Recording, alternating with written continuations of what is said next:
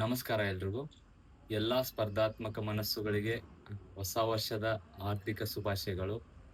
ಈ ವರ್ಷ ಹೊಸ ವರುಷ, ಹೊಸ ಹರುಷ ತಂದುಕೊಳ್ಳಿ. ಈ ವರ್ಷ ಹೆಚ್ಚು ಹೆಚ್ಚು ನೋಟಿಫಿಕೇಶನ್ ಆಗಿ, ಹೆಚ್ಚು ಹೆಚ್ಚು ಸ್ಪರ್ಧಾತ್ಮಕ ಮನಸ್ಸುಗಳು ಯಶಸ್ಸಾಗ್ಲಿ ಅಂತ ಕೇಳ್ಕೊಳ್ಳೋಣ. ಈ ವಿಡಿಯೋ ಮಾಡ್ತಿರೋ ಉದ್ದೇಶ ಏನಂದ್ರೆ, ಹೊಸ ವರ್ಷ ನಾವು ಹೊಸದಾಗಿ ಏನೋ ಒಂದು ರೆಸಲ್ಯೂಷನ್ ಹಾಕೋಬೇಕು. ಹೇಗಂದ್ರೆ, ನಾನು 2024 ಲಾಸ್ಟ್ ಇಯರ್ ಅಂದ್ರೆ ಲಾಸ್ಟ್ ಇಯರ್ ಅಲ್ಲ, 2024ರಲ್ಲಿ ನ್ಯೂ ಇಯರ್ ಅಲ್ಲಿ ಏನ್ ರೆಸಲ್ಯೂಷನ್ ಹಾಕೊಂಡಿದ್ನಂದ್ರೆ, ಅವಾಗ ಧಾರವಾಡಲ್ಲಿ ಓದ್ತಿದ್ದೆ ನಾನು. ಆ ವರ್ಷ 2024 ಈ ವರ್ಷ ನಾನು ಧಾರವಾಡ ಬಿಟ್ಟು ಹೋಗ್ಬೇಕು ಅಂತ ರೆಸಲ್ಯೂಷನ್ ಹಾಕೊಂಡಿದ್ದೆ. ಧಾರವಾಡ ಬಿಟ್ಟು ಹೋಗ್ಬೇಕು ಮೀನ್ಸ್ ಯಾವ್ದಾದ್ರು ಒಂದ್ ಜಾಬ್ ಮಾಡ್ಕೊಂಡ್ ಬಿಟ್ಟು ಹೋಗ್ಬೇಕು. ಓದೋದ್ ಗೀದೋದ್ ಎಲ್ಲ ಬಿಟ್ಟು ಹೋಗ್ಬೇಕು ಅಂತಲ್ಲ, ಯಾವ್ದಾದ್ರು ಒಂದ್ ಜಾಬ್ ಮಾಡ್ಕೊಂಡು ಧಾರವಾಡ ಬಿಟ್ಟು ಹೋಗ್ಬೇಕು ಅಂತ ಒಂದು ರೆಸಲ್ಯೂಷನ್ ಹಾಕೊಂಡಿದ್ದೆ ನಾನು ಆ ವರ್ಷ. ಯಾಕಂದ್ರೆ ನನ್ನ ಕೈಯಲ್ಲಿ ಅವಾಗ CTI ನೋಟಿಫಿಕೇಶನ್ ಇತ್ತು, ತಲಾಟಿ VAO ವಿಲೇಜ್ ಅಡ್ಮಿನಿಸ್ಟ್ರೇಟಿವ್ ಆಫೀಸರ್, ಅದು ನೋಟಿಫಿಕೇಶನ್ ಇತ್ತು. 2 PC ಎಕ್ಸಾಮ್ ಇದ್ದು, PSI ಇತ್ತು, KS ಪ್ರಿಲಿಮ್ಸ್ ಇತ್ತು. ಈ 5-6 ಎಕ್ಸಾಮ್ಸ್ ಇದ್ದು ನನ್ನ ಮುಂದೆ, ಕಣ್ಮುಂದೆನೆ ಇದ್ದು. ಸೊ 2024ರಲ್ಲಿ ನಾನು ಇದರಲ್ಲಿ ಯಾವ್ದಾದ್ರು ಒಂದನ್ನಾದ್ರೂ ಕ್ಲಿಯರ್ ಮಾಡಿ ನಾನು ಧಾರವಾಡ ಬಿಟ್ಟು ಹೋಗ್ಲೇಬೇಕು ಅಂತ ರೆಸಲ್ಯೂಷನ್ ಹಾಕೊಂಡಿದ್ದೆ. ಬಟ್ ಈ 5-6 ಎಕ್ಸಾಮ್ಗಳಲ್ಲಿ ತುಂಬಾನೇ ಓದಿದ್ದಂದ್ರೆ CTIಗೆ ಸಿಕ್ಕಾಪಟ್ಟೆ ಓದಿದ್ದೆ. ಬಟ್ ಏನೋ ಗೊತ್ತಿಲ್ಲ, CTI ಕೈ ಹಿಡಿಲಿಲ್ಲ. CTI ಒಂದು ಬಿಟ್ಟು ರಿಮೈನಿಂಗ್ ಆಲ್ ಎಕ್ಸಾಮ್ ಎಲ್ಲಾನು ಕ್ಲಿಯರ್ ಮಾಡಿದ್ದೀನಿ. 2 PC, PSI, VAO, KS prelims ಎಲ್ಲ ಕ್ಲಿಯರ್ ಮಾಡಿದೆ 2024ನೇ ವರ್ಷ. ಆ ವರ್ಷನ ಮರೆಯಕ್ಕಾಗಲ್ಲ, ಯಾಕಂದ್ರೆ ನನ್ನ ಲೈಫ್ ಚೇಂಜ್ ಆಗಿದ್ದ ಆ ವರ್ಷನೇ. ಇನ್ನೊಂದು 2024ರಲ್ಲೇ ಧಾರವಾಡ ಬಿಟ್ಟು ಹೆಂಗ್ ಹೋದೆ ಅಂದ್ರೆ, 2024 ಅಕ್ಟೋಬರಲ್ಲಿ ನಮ್ಮ PSI ಎಕ್ಸಾಮ್ ಬರ್ದಿದ್ವಿ. ಕಂಪ್ಲೀಟ್ ಆಗೋತನ ರಿಸಲ್ಟ್ ಇಲ್ಲ, ಏನೂ ಇಲ್ಲ. ಏನ್ ಮಾಡೋದು? 2024 ನಾನು 25ರಲ್ಲೂ ಧಾರವಾಡಲ್ಲೇ ಇರ್ತೀನಿ ಅನ್ನೋ ಭಯ ನಂಗೆ. ಬಟ್ ಏನ್ ಡೇ ಅಂತೀರ ಗೊತ್ತಾ? 2024 ಡಿಸೆಂಬರ್ 26ರಂದು PSI ರಿಸಲ್ಟ್ ಬಿಟ್ರು ನೋಡಿ. ಇಯರ್ ಎಂಡ್ ಆಗೋದ್ರೊಳಗೆ ನಂದು ರಿಸಲ್ಟ್ ಬಿಟ್ರು. ಸೊ ಅದು ದೇವ್ರ ದಯೆನೂ ಅನ್ಕೋಬಹುದು. ದೇವ್ರ ಆಶೀರ್ವಾದ, ತಂದೆ ತಾಯಿ ಆಶೀರ್ವಾದ, ಹಿರಿಯರ ಆಶೀರ್ವಾದ ಇವೆಲ್ಲ ಕೂಡಿ, ಅದ್ರ ಜೊತೆಗೆ ನಂದು ಹಾರ್ಡ್ ವರ್ಕ್ ಅದೆಲ್ಲ ಸೇರಿ 2024ರಲ್ಲೇ ಜಾಬ್ ಆಯ್ತು ನಂದು. 2024ರಲ್ಲೇ ಬಿಟ್ಟೆ ಧಾರವಾಡನ. ಸೊ ಇದು ನನ್ನ ರೆಸಲ್ಯೂಷನ್ ಹಾಕೊಂಡಿದ್ದೆ, ಅದ್ರ ಪ್ರಕಾರ ನಾನು ಹಾರ್ಡ್ ವರ್ಕ್ ಮಾಡಿದೆ.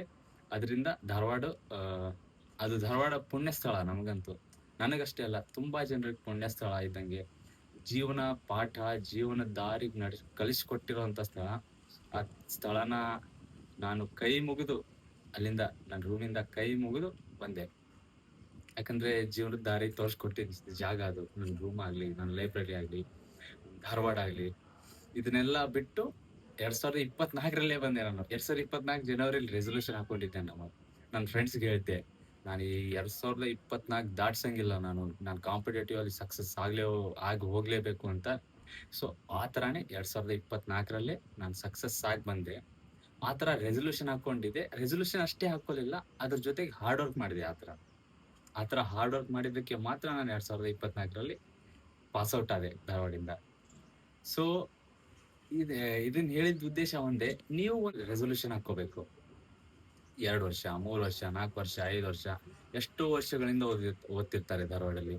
ಅವರು ಏನಾದ್ರು ಒಂದು ರೆಸಲ್ಯೂಷನ್ ಹಾಕೋಬೇಕು. ನ್ಯೂ ಇಯರ್ ಅಂದ್ರೆ ನಥಿಂಗ್ ಚೇಂಜಸ್, ಏನು ಚೇಂಜ್ ಆಗಲ್ಲ.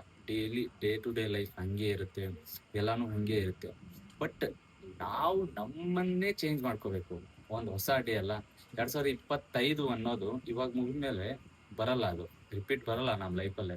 ಸೊ 25 ಅನ್ನೋದು ಬರಲ್ಲಲ್ಲ, 25 ಹೆಂಗೋ ಹೋಯ್ತು.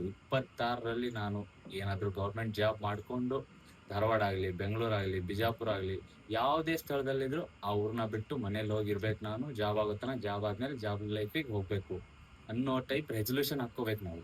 ರೆಸಲ್ಯೂಷನ್ ಹಾಕೊಂಡು ಅದ್ರ ಜೊತೆಗೆ ಹಾರ್ಡ್ ವರ್ಕ್ ಮಾಡ್ಬೇಕು. ಅಂದಾಗ ಮಾತ್ರ ನಮ್ದಲ್ಲಿ ಏನೋ ಕಾನ್ಫಿಡೆನ್ಸ್ ಬರುತ್ತೆ, ಏನೋ ಸ್ಟಡಿ ಮಾಡ್ಬೇಕನ್ನೋ ಹುಮ್ಮಸ್ಸು ಬರುತ್ತೆ. ಈ ತರ ಮಾಡ್ಕೋಬೇಕು ನಾವು ರೆಸಲ್ಯೂಷನ್. ಹೊಸ ವರ್ಷ ಅಂದ್ರೆ ಬರೀ ಪಾರ್ಟಿ ಮಾಡೋದು, ಎಂಜಾಯ್ ಮಾಡೋದು, ಗೋವಾ ಹೋಗೋದು, ಅಲ್ಲಿ ಹೋಗೋದು, ಇಲ್ಲಿ ಹೋಗೋದು ಅಷ್ಟೇ ಅಲ್ಲ. ನಾವು ಸ್ಪರ್ಧಾತ್ಮಕ ಮನಸ್ಸುಗಳು, ಎಸ್ಪೆಷಲಿ ಏನೋ ಒಂದು ರೆಸಲ್ಯೂಷನ್ ಹಾಕೊಂಡು ನಿಮ್ಮ ಲೈಫಲ್ಲಿ ಈ ವರ್ಷ ನಾನು ಪಾಸ್ ಔಟ್ ಆಗ್ಲೇಬೇಕು ಇಲ್ಲಿಂದ ಅಂತ ಅನ್ಕೊಳ್ಳಿ. ಆ ಥರನೇ ಹಾರ್ಡ್ ವರ್ಕ್ ಮಾಡಿ, ಸ್ಮಾರ್ಟ್ ವರ್ಕ್ ಮಾಡಿ ಅದ್ರ ಜೊತೆಗೇನು. ಮತ್ತೆ 2020ರಲ್ಲಿ ತುಂಬಾ ನೋಟಿಫಿಕೇಶನ್ ಇವೆ. ಆಗ್ತವೆ ನೋಟಿಫಿಕೇಶನ್ ಆಗಲ್ಲ ಅಂತ ತುಂಬಾ ಜನ ಬೇಜಾರಲ್ಲಿದ್ದಾರೆ. ತುಂಬಾ ಜನ ಡಿಪ್ರೆಷನ್ ಹೋಗಿದ್ದಾರೆ ಸ್ಪರ್ಧಾತ್ಮಕ ಮನಸ್ಸುಗಳು. ಸೊ ನೋಟಿಫಿಕೇಶನ್ ಆಗ್ತವೆ, ಎಲ್ಲೂ ಹೋಗಲ್ಲ. ಒಂದೇನಂದ್ರೆ ನಾನು ಓದಕ್ ಬಂದಾಗ ನಮ್ಮ ಅಣ್ಣ ಹೇಳ್ತಿದ್ದೊಂದು ಪೇಷನ್ಸ್. ಕಾಂಪಿಟೇಟಿವ್ ಎಕ್ಸಾಮ್ಸ್ ಅಲ್ಲಿ ಪೇಷನ್ಸ್ ಒಂದಿದ್ರೆ ಸಾಕು, ಏನ್ ಬೇಕಾದ್ರೂ ಮಾಡ್ಬೋದು ನಾವು. ಆ ಪೇಷನ್ಸ್ ನ ಬಿಲ್ಡ್ ಮಾಡ್ಕೊಳ್ಳಿ. ತಾಳಿದವನು ಬಾಳೆಯಾನು, ಕಾದು ತಿಂದ ಹಣ್ಣು ರುಚಿಯಾಗಿರುತ್ತೆ ಅಂತ ಹೇಳ್ತಾರಲ್ಲ. ಸೊ ಓದಿ ಬಿಡ್ಬೇಡಿ. ಸ್ಟಡಿ ಯಾವತ್ತಿಗೂ ಪಾಸ್ ಮಾಡಬೇಡಿ, ನಿಲ್ ಮಾಡಬೇಡಿ, ಊರಿಗೆ ಹೋಗಬೇಡಿ, ಎಲ್ಲೂ ಹೋಗಬೇಡಿ. ನೋಟಿಫಿಕೇಶನ್ ಆಗ್ತಿಲ್ವಾ, ಇನ್ನು ಹೆಚ್ಚೆಚ್ಚು ಡೀಪ್ ಆಗಿ ಸ್ಟಡಿ ಮಾಡಿ. PC ಓದ್ತಿದ್ರೆ PSI ಓದಿ. ನೋಟಿಫಿಕೇಶನ್ ಅಂತೂ ಇಲ್ಲ ಯಾವುದು. PC ಸಾಕಪ್ಪ ಅಂತಿರೋರು PSI ಟ್ರೈ ಮಾಡಿ. PSI ಸಾಕಪ್ಪ ಅಂತಿರೋರೆಲ್ಲ KS UPSC ಟ್ರೈ ಮಾಡಿ. ಏನೋ ಒಂದು ದೊಡ್ಡದಾಗಿ ಟಾರ್ಗೆಟ್ ಹಾಕೊಳ್ಳಿ. ಹೊಸ ವರ್ಷ ಒಂದು ನ್ಯೂ ರೆಸಲ್ಯೂಷನ್ ಹಾಕೊಂಡು ನಿಮ್ಮ ಲೈಫ್ನ ಬದಲಾವಣೆ ಕಡೆಗೆ ಕರ್ಕೊಂಡು ಹೋಗಿ. ಈ ತರ ಮಾಡ್ಕೊಳ್ಳಿ ಹೊಸ ವರ್ಷ. ಸೊ ನೋಟಿಫಿಕೇಶನ್ ಅಂತೂ ಇವೆ, ತುಂಬಾನೇ ನೋಟಿಫಿಕೇಶನ್ ಇವೆ, ಆಗ್ತವೆ, ಆಗಲ್ಲ ಅಂತಲ್ಲ. ಅವನ್ನೆಲ್ಲ ನೋಟಿಫಿಕೇಶನ್ ಆಗಲಿ ಆಗದೇ ಇರಲಿ, ಅವು ಯಾವಾಗ ಆಗಬೇಕು ಆಗೇ ಆಗುತ್ತೆ. ಅವನ್ನೆಲ್ಲ ಬದಿಗಿಟ್ಟು ನಮ್ಮ ಕೆಲಸ ಏನು, ಓದೋದ್ರ ಕಡೆ ಫೋಕಸ್ ಮಾಡೋಣ. ಈ ಹೊಸ ವರ್ಷ ನಿಮ್ಮಲ್ಲೆಲ್ಲ ಹೊಸ ಹರ್ಷ ತರಲಿ, ಹೆಚ್ಚೆಚ್ಚು ನೋಟಿಫಿಕೇಶನ್ ಆಗಿ ಹೆಚ್ಚೆಚ್ಚು ನೌಕರಿಗಳಾಗಲಿ ಅಂತ ಬಯಸುತ್ತಾ ಇಲ್ಲಿಗೆ ಮುಗಿಸೋಣ. Thank you. ನಮಸ್ಕಾರ ಎಲ್ರಿಗೂ.